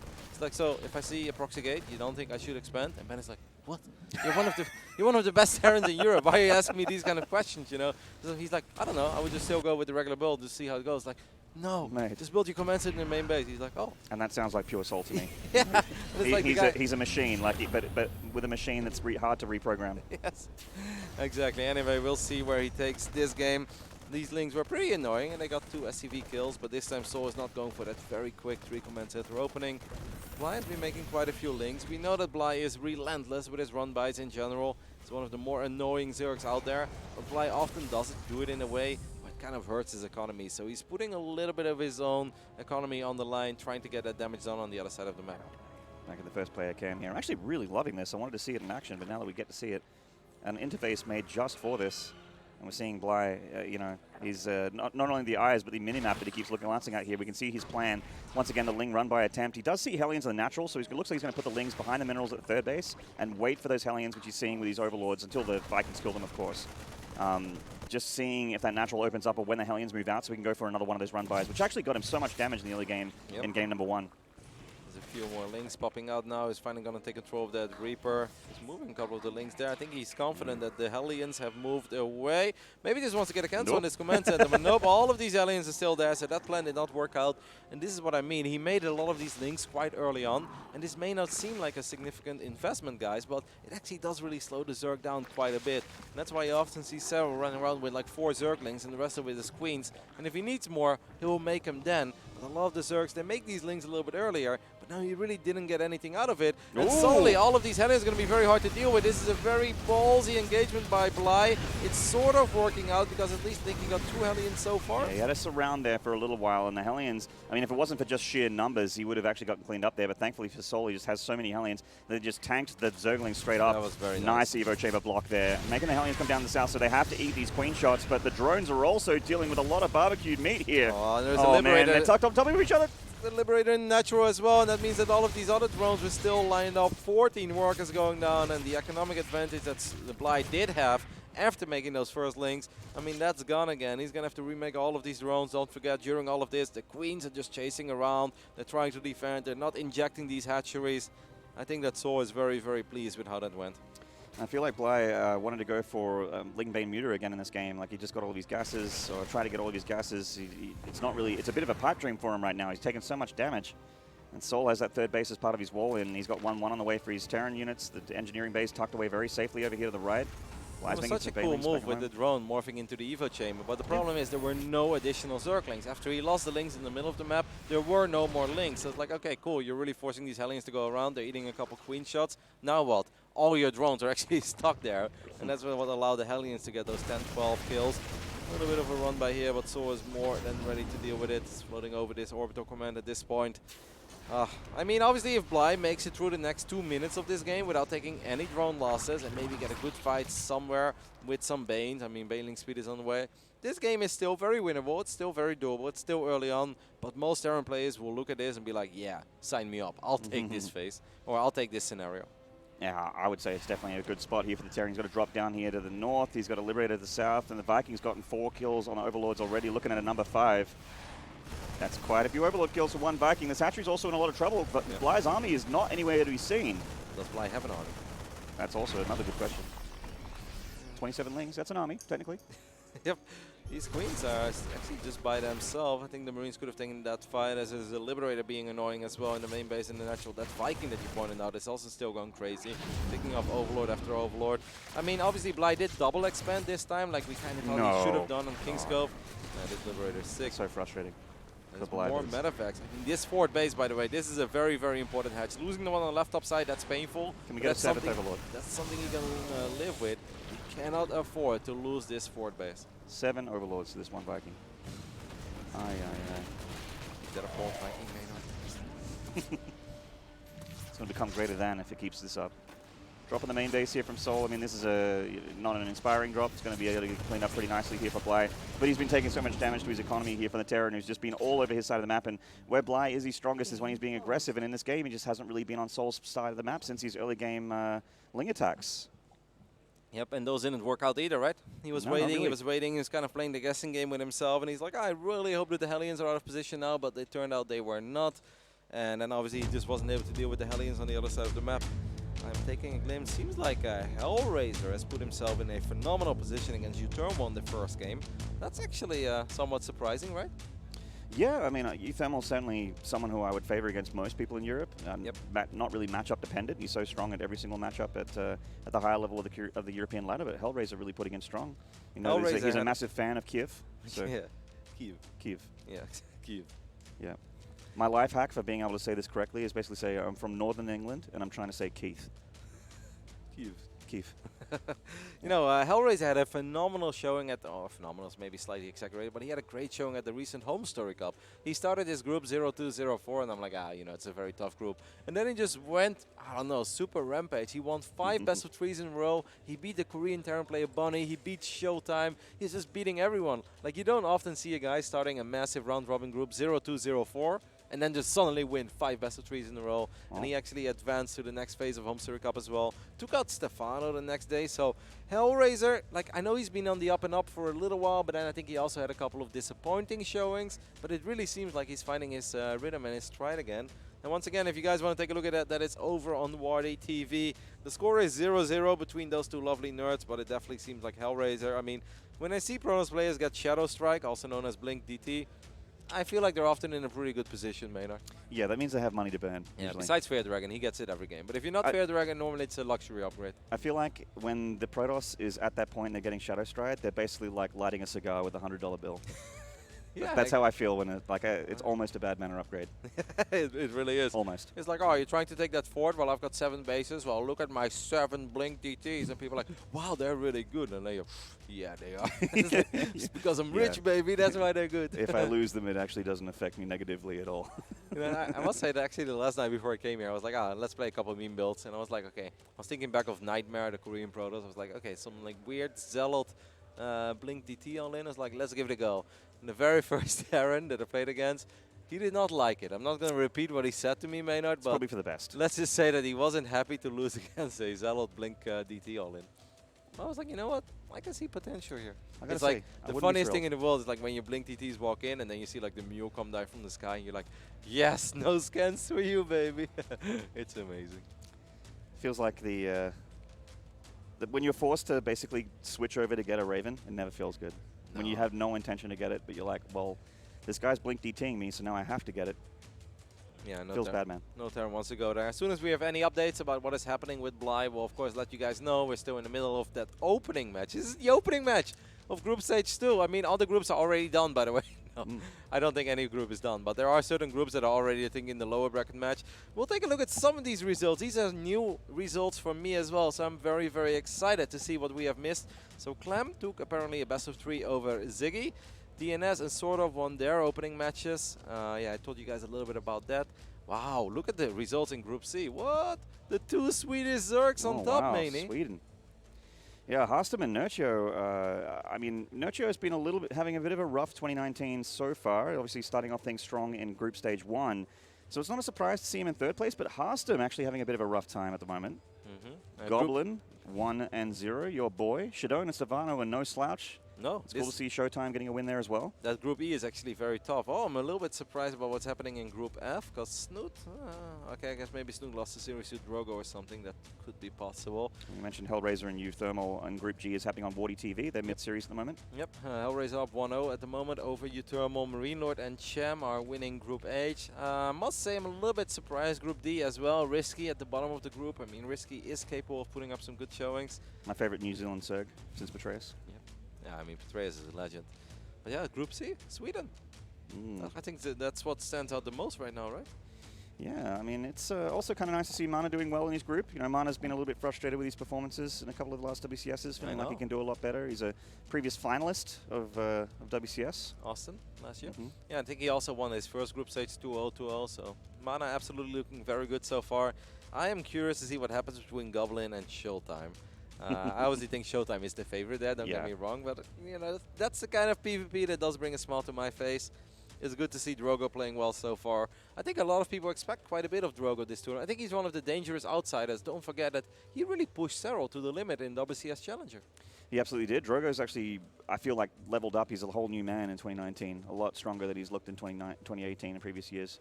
Very, very strong Protoss. So it's cool to see him on the rise again. Another great French player. So many greats. Another, you know, of course, DNS is here as well. The great French Protoss. I mean, DNS is here, Shadone is here, Stefano is here, Denver is here this time as well. Clem, of course, is part of this group that we're casting at the moment. So I think all the good French players are here. Even Hino came. I mean, Hino is maybe not as known as the other guys, but he's also a pretty damn strong Zergi from France. So it's really cool to see literally all of them making it out. Yeah. Can't really think of anybody that's missing, but maybe I'm forgetting one obvious player. But I don't think I am, man. Thinking of underdogs right now. Who's won on underdogs? I mean, if you can't name them, Roddy, then no one else can. Yeah. Because you got so much, you got that deep. There's European actually a lot of very good like French players. Because obviously, like even like a Yogo, and then there is Shino, and I'm like, are Shino and Hino brothers? They're like, no. I was like, but they're both French. One is called Hino, the other one is Shino. They both play Zerg. I'm like, yeah, but they're not related at all. I'm like, that doesn't make any sense. why do two guys from the same country end up with the exact same nickname, but somehow they're not related? How disappointing. Yeah, there's another guy, an Australian ladder called Nainadam. What? Naynard, his name is with an N. Really? Yeah, no. Okay, could be. No. I don't know. I mean, I don't play that much on your ladder, mate. I guess I played a little bit. Well, if you play on North America, you'd hit Australian, Australian ladder there. No? I mean, but maybe they still have like their little hidden corner where they're like only Australia preferred server, diamond against diamond. You mean you play Pig? He picks the Australian server. Piggy? To be honest, the last 5 times I played against Pig, it was all NA. You got lucky. Yeah, it was a lot more enjoyable. All right, guys, we are back in game 2 between souL and Bly. Thank you guys for staying with us. We do apologize for the delay. It seems like souL's kind of angry about this delay, and he's like, bam, 7 drones. Yeah, the medevac getting quite low here. Doesn't look like any queen coverage down at his sick. base. Now look at that main army on the main map as well, Maynard. That army is heading towards this fort base. We went over this already. This base is incredibly important for Bly. He's kind of getting slowed over here, Maynard. Yeah, he's having a very rough time. His monitor's been fixed, but unfortunately this game hasn't been. He is in so much trouble. That 4th hatchery is dead. He's down to 3 bases against a fully saturated 3-base Terran. 71 drones for him, but he's oversaturated, man. He just doesn't have that income that he wants at this point. I am actually kind of happy to see this for souL, though. It's of course disappointing for Bly because he is the Ukrainian. We'd love to see a couple of Ukrainians do well. Yeah, maybe the Banelings can connect with these Marines. I mean, they do to some degree, but that's not enough. Bly needs a lot more. Maybe if he can get underneath these medevacs, but that's a lot of additional Marines. Banelings went in the wrong direction as well, though. Also 8 Banelings connect with that tank there, but it looks like enough Zerg, but it's still going to push this defensive line back. There's counterattack from Bly, keeping the dream alive. Still so many units still available for souL, and he's still doing damage on this side of the map as well. Yeah, it's almost like Bly's just all in here. Bly's basically a 2-base Zerg at this point. These Banelings, well, get a couple of so SCVs close. here and there, but he really needs to clean this up. This hatchery is starting to run quite low on HP, actually. Finally, a couple Zerglings do show up, but I think it's safe to say that this was not enough for the counterattack of Bly. He still doesn't have a 4th base up in the running, Maynard. It's 10 minutes into the game, and we are looking at a 3-base Zerg. That's never good news. Terran's got his 2-2 on the way here. Bly just +2 attack, and he's able to squeeze out that Carapace. That's, you know what? I'm worried. These queens on that front line. Not that many Banelings in this army for Bly. Plenty of Lings. Yeah, during all of this, Drilling Claws is finishing up as well.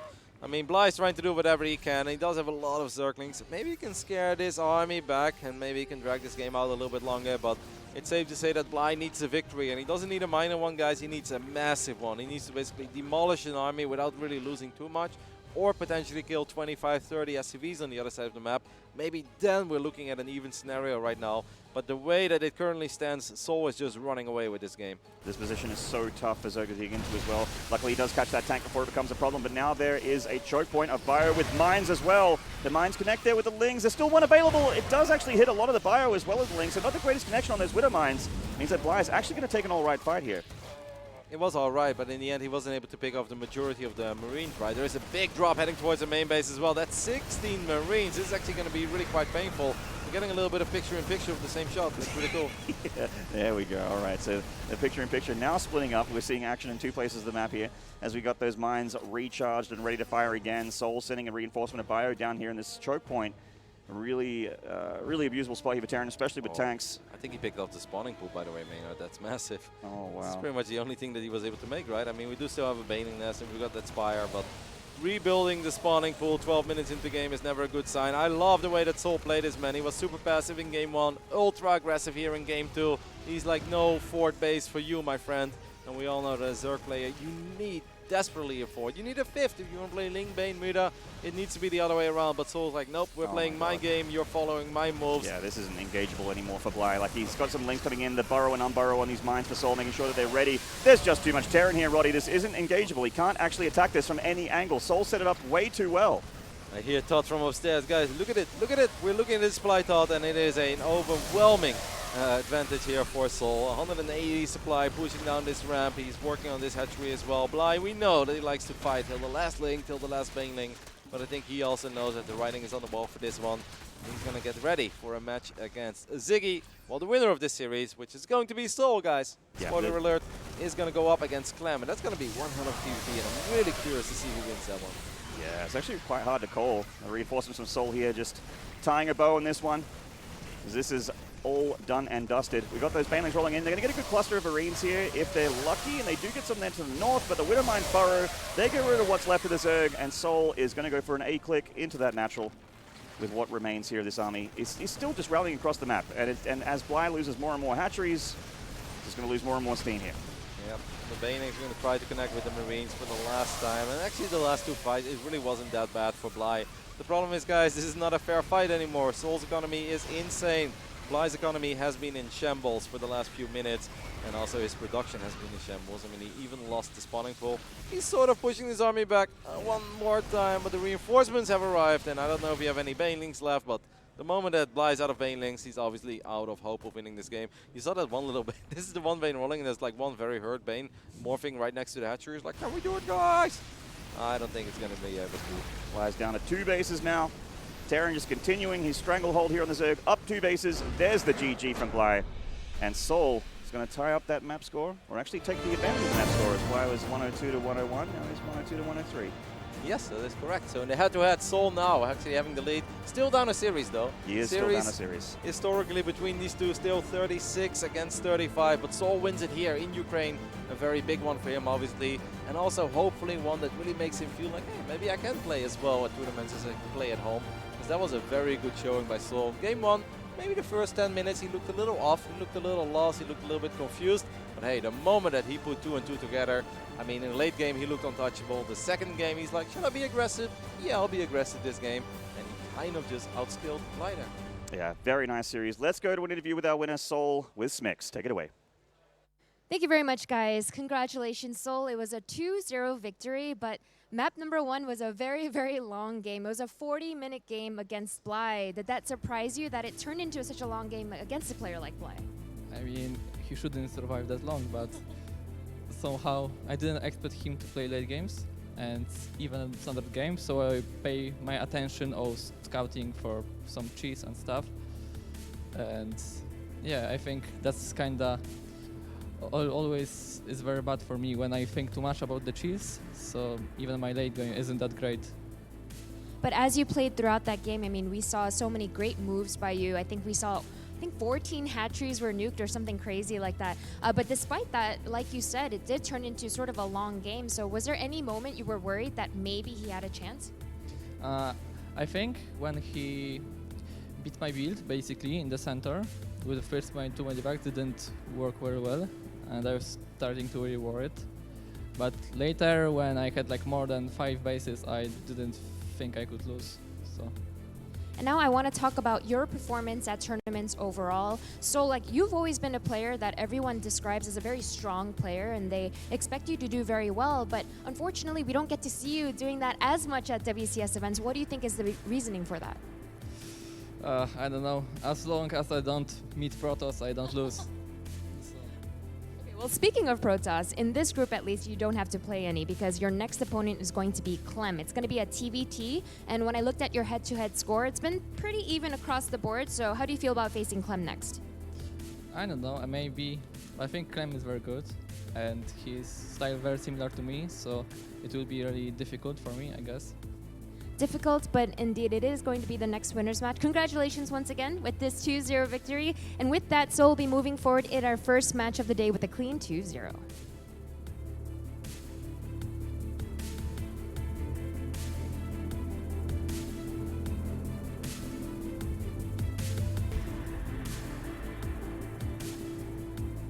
There we go. Good win for souL there as he's able to take his first series in this group stage. It was a long and arduous journey for him, especially in that first game, but it is done for now. Of course, he will be going up against Clem in a few moments' time. Joining me, the Muslim and Todd, gentlemen. That took longer than expected, so much so that we've had many series finish here at the desk while that was going on. But overall, what did you make of that series there, with Bly being able to try and stand up against? Well, you know, there's Fantasy that has Fantasy GG timings, and in Europe we have Bly with Bly GG timings. But I've got to give souL quite a lot of credit there. He played a very, very soulless game. He was very ballsy as well, going for like 3 CCs off the get-go against Bly in a series. And I know he said in the interview that he was kind of looking for cheese, and sometimes when he overthinks that, but he was just like, I'm going to play as greedy as hell against this guy. Yeah. And he got away with it. And then the late game control looked very good. The second game went much more his way. He got good tempo, denied the 4th base constantly. souL looked impressive, and it's really good to see that he wasn't shaky, didn't seem that nervous. Maybe in the interview he was a little bit nervy, but yeah, it's really good to see him play well.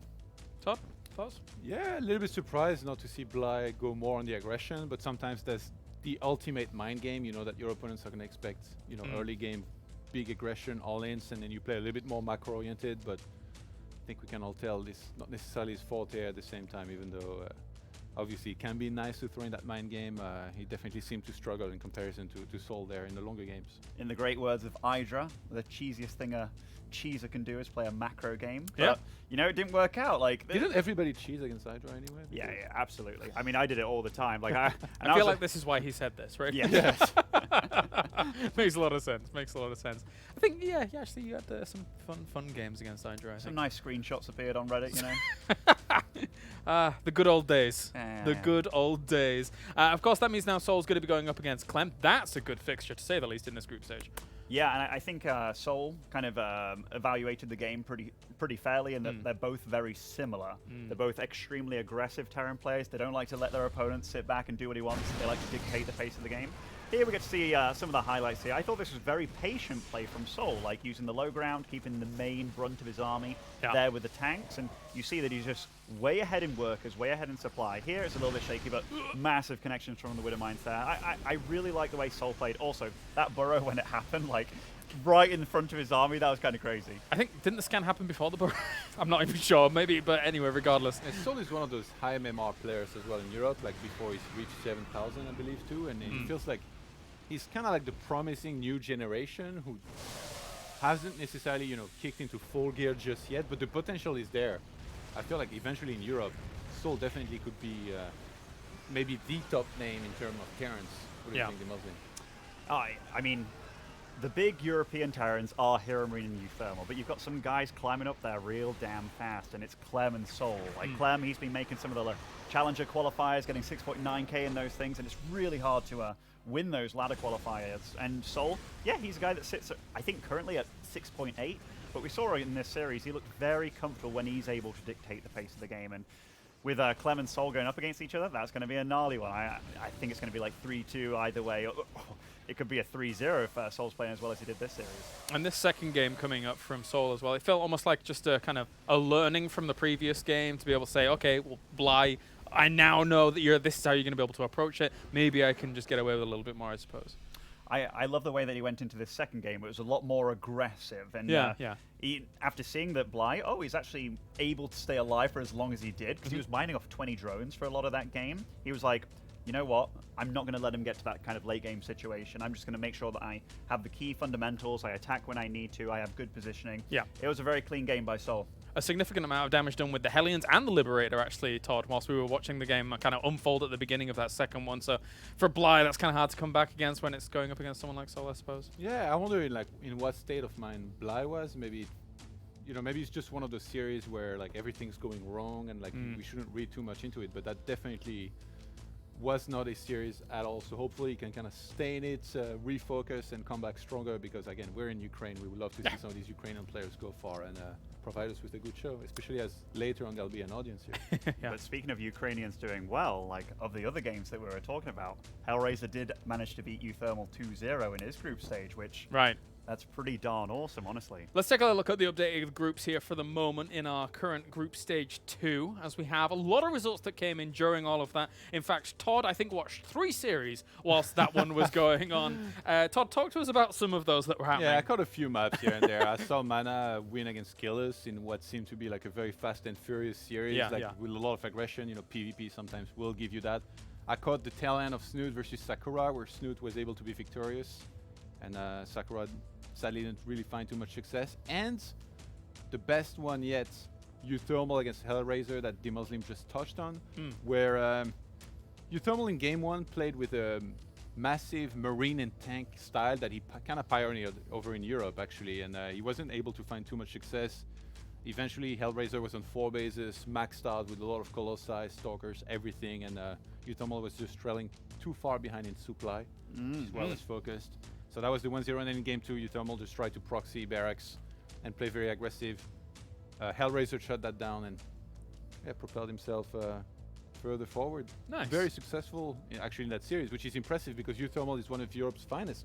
Yeah, I mean, it's super impressive from Hellraiser, and also like going to Home Story Cup, which wasn't too long ago. Hellraiser was one of the big surprises. He came out of his group like 3rd place with a 5-2 score. He managed to take down Zest in that group stage 2, and everybody was looking at Hellraiser like, oh, he's doomed, you know, like he's not going to go far. But it's a Ukrainian showing true promise, and it's really lovely to see. Yeah, definitely, very much so. It keeps going. It feels like from tournament to tournament to tournament, Hellraiser is going to have to be a name that you're constantly having to pay attention to in some of these.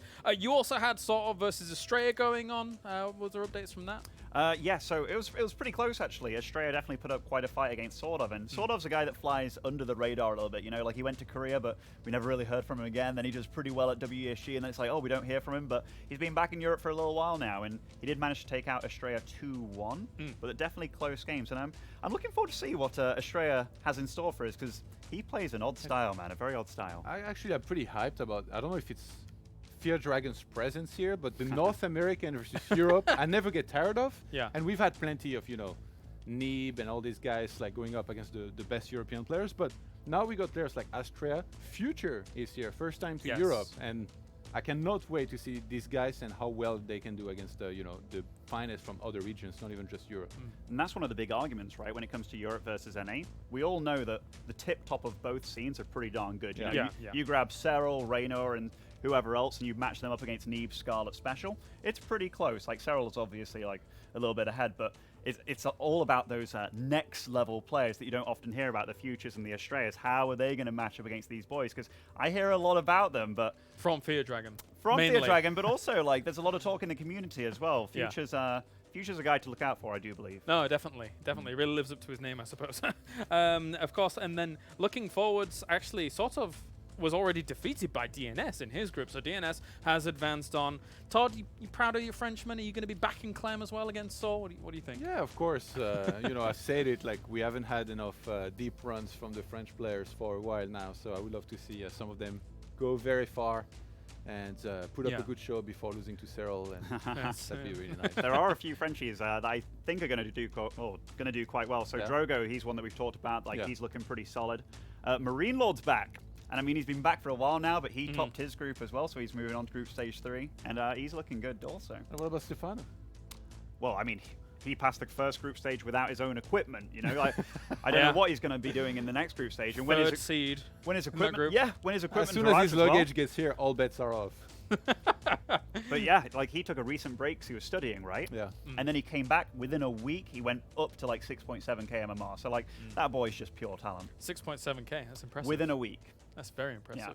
Yeah. I like that. Looking forwards, of course, from other things that are going on in these groups. Of course, we have our next match coming up here, as we will take a look at who we actually have available to us. Who is it? It's Tiello going up against Titrogo.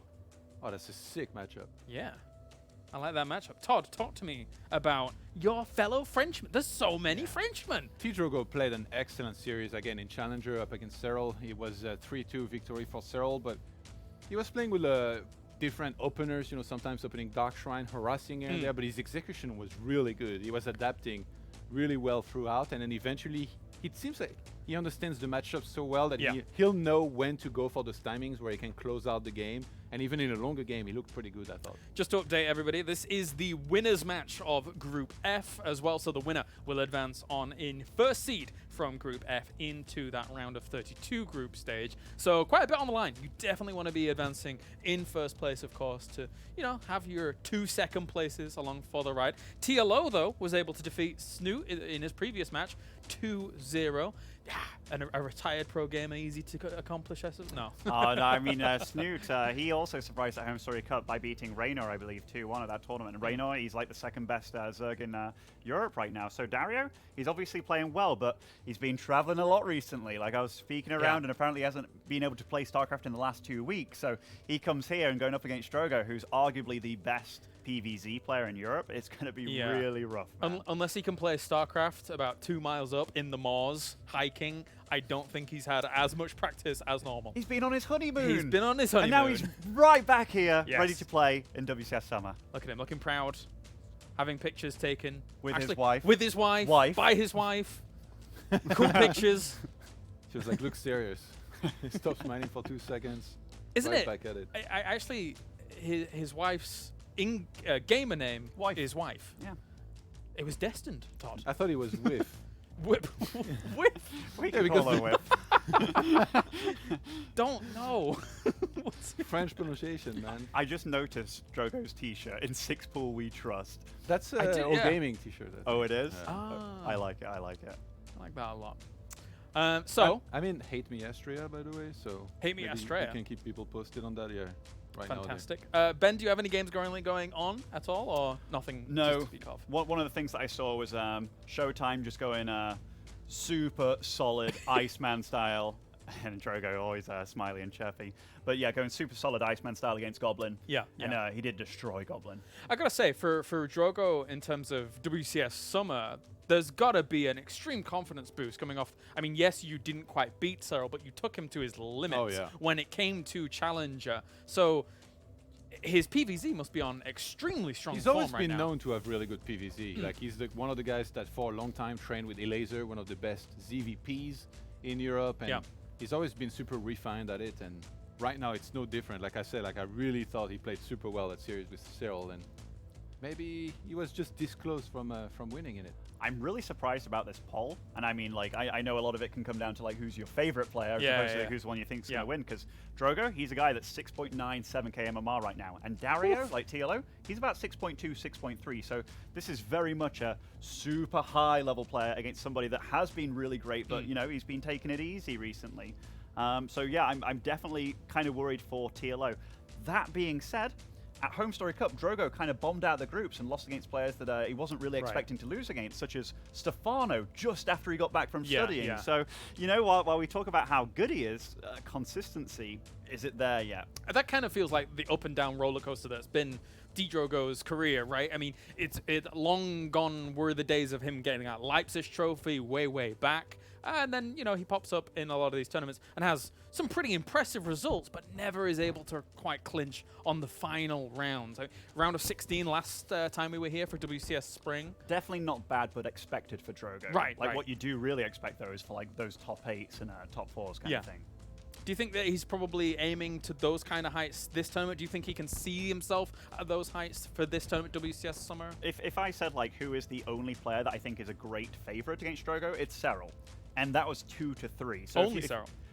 A great favorite. Oh, great favorite. I think there's players that can definitely dance with Drogo for sure, like the Reynas of the world, the Lambos, the Neve, Showtime. You know, these matchups are all going to be incredibly hard. But he went up against the best, and he pushed him all the way. And we'll see what he can do against TLO here in a few moments' time. Thank you very much, gentlemen. Time for a short break here for WCS Summer. When we return, TLO goes up against T Drogo.